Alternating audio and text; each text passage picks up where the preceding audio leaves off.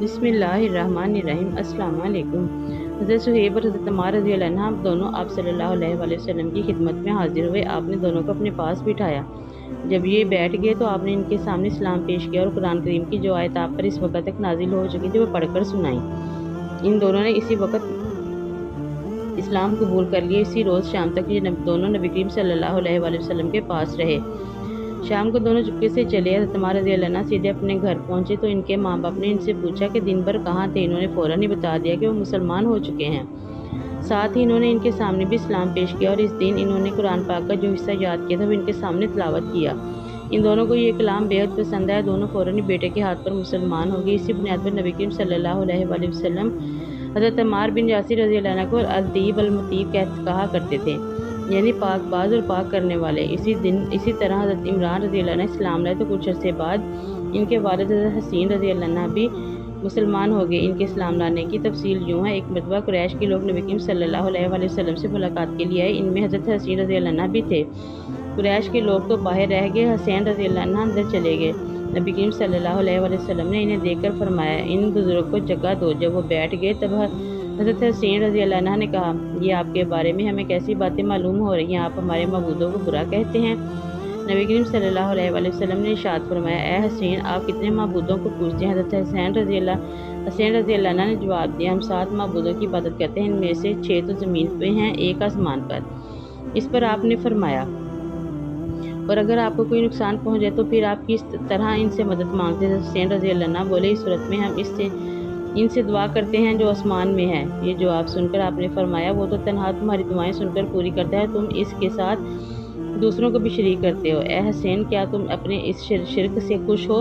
اسلام قبول کرو، اللہ تعالیٰ تمہیں سلامتی دے گا۔ حضرت حسین رضی اللہ عنہ سنتے ہی مسلمان ہو گئے۔ اسی وقت ان کے بیٹے حضرت عمران رضی اللہ عنہ اٹھ کر باپ کی طرف بڑھے اور ان سے لپٹ گئے۔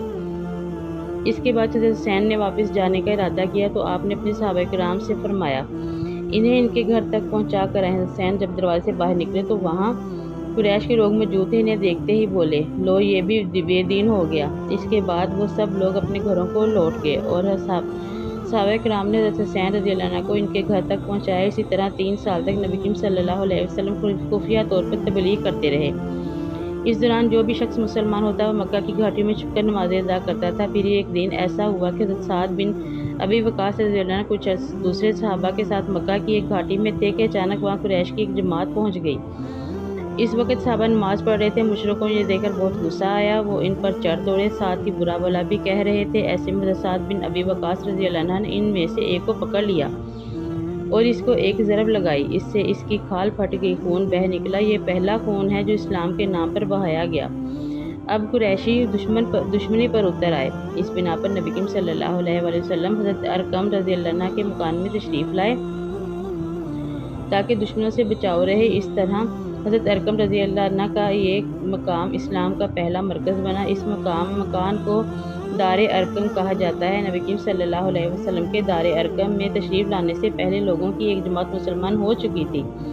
اب نماز دار ارقم میں ادا ہونے لگی۔ نبی کریم صلی اللہ علیہ وآلہ وسلم صحابہ کرام کو وہیں پر نماز پڑھاتے، وہیں بیٹھ کر عبادت کرتے، مسلمانوں کو دین کی تعلیم دیتے۔ اس طرح 3 سال گزر گئے۔ پھر اللہ تعالیٰ نے آپ کو اعلانیہ تبلیغ کا حکم فرمایا۔ اعلانیہ تبلیغ کی ابتدا میں دار ارقم سے ہوئی تھی۔ پہلے آپ یہاں خفیہ طور پر دعوت دیتے رہے تھے، یہاں تک کہ اللہ تعالیٰ نے سورۃ الحشر میں آپ کو حکم فرمایا، اور آپ اپنے نزدیک کے اہل خاندان کو ڈرائیے۔ یہ حکم ملتے ہی آپ کافی پریشان ہوئے، یہاں تک کہ آپ کی پھوپھیاں نے خیال کیا کہ آپ کچھ بیمار ہیں۔ چنانچہ وہ آپ کی بیمار پرسی کے لیے آپ کے پاس آئیں۔ تب آپ نے ان سے فرمایا، میں بیمار نہیں ہوں، بلکہ مجھے اللہ تعالیٰ نے حکم دیا ہے کہ میں اپنے قریبی رشتہ داروں کو آخرت کے عذاب سے ڈراؤں۔ اس لیے میں چاہتا ہوں تمام بنی عبد المطلب کو جمع کروں اور انہیں اللہ کی طرف آنے کی دعوت دوں۔ یہ سن کر آپ کی پھوپھیوں نے کہا، ضرور جمع کریں، مگر ابو لہب کو نہ بلائیے گا، کیونکہ وہ ہرگز آپ کی بات نہیں مانے گا۔ ابو لہب کا دوسرا نام عبد العزیٰ تھا۔ یہ آپ کا چچا تھا اور بہت خوبصورت تھا، مگر بہت سنگ دل اور مغرور تھا۔ دوسرے دن نبی کریم صلی اللہ علیہ وآلہ وسلم نے بنی عبد المطلب کے پاس دعوت بھیجی۔ اس پر وہ سب آپ کے وہاں جمع ہو گئے۔ ان میں ابو لہب بھی تھا۔ اس نے کہا، یہ تمہارے چچا اور ان کی اولادیں ہیں، تم جو کچھ کہنا چاہتے ہو اور اپنی بے دینی کو چھوڑ دو، ساتھ ہی تم یہ بھی سمجھ لو کہ تمہاری قوم میں یعنی ہم میں اتنی طاقت نہیں کہ تمہاری خاطر عربوں سے دشمنی لے سکے۔ لہٰذا اگر تم اپنے معاملے پر رہے تو خود تمہارے خاندان والے ہی کا سب سے زیادہ فرض ہوگا کہ تمہیں پکڑ کر قید کر دیں، کیونکہ قریش کے تمام خاندان اور قبیلے تم پر چڑھ دوڑیں گے۔ اس سے تو یہی بہتر ہوگا کہ ہم ہی تمہیں قید کر دیں۔ اور میرے بھتیجے، حقیقت یہ ہے کہ تم نے جو چیز اپنے رشتہ داروں کے سامنے پیش کی ہے، اس سے بدتر چیز کسی اور شخص کے سامنے آج تک پیش نہیں کی ہوگی۔ آپ نے اس کی بات کی طرف کوئی توجہ نہیں فرمائی اور حاضرین کو اللہ کا پیغام سنایا۔ آپ نے فرمایا، اے قریش، کہو اللہ کے سوا کوئی معبود نہیں، محمد اللہ کے رسول ہیں۔ آپ نے ان سے یہ بھی فرمایا، اے قریش، اپنی جانوں کو جہنم کی آگ سے بچاؤ۔ وہاں صرف آپ کے رشتہ دار ہی جمع نہیں تھے بلکہ قریش کے دوسرے قبیلے بھی موجود تھے۔ اس لیے آپ نے ان قبیلوں کے نام لے کر انہیں مخاطب کر کے فرمایا، یعنی آپ نے یہ الفاظ ادا فرمائے، اے بنی ہاشم، اپنی جانوں کو جہنم کے عذاب سے بچاؤ۔ اے بنی عبد الشمس، اپنی جانوں کو جہنم کے عذاب سے بچاؤ۔ اے بنی عبد المناف، اے بنی زہرہ، اے کعب بن لوئی، اے بنی مرو بن کعب، اپنی جانوں کو جہنم کی آگ سے بچاؤ۔ اے صفیہ، محمد صلی اللہ علیہ وآلہ وسلم کی پھوپھی، اپنے آپ کو جہنم کی آگ سے بچاؤ۔ ایک روایت کے مطابق آپ نے یہ الفاظ بھی فرمائے، نہ میں دنیا میں تمہیں فائدہ پہنچا سکتا ہوں، نہ آخرت میں کوئی فائدہ پہنچانے کا اختیار رکھتا ہوں سوائے اس صورت کے کہ تم کہو لا الہ الا اللہ۔ چونکہ تمہارے مجھ سے رشتہ داری ہے، اس لیے اس کے بھروسہ پر کفر اور شرک کے اندھیروں میں گم نہ رہنا۔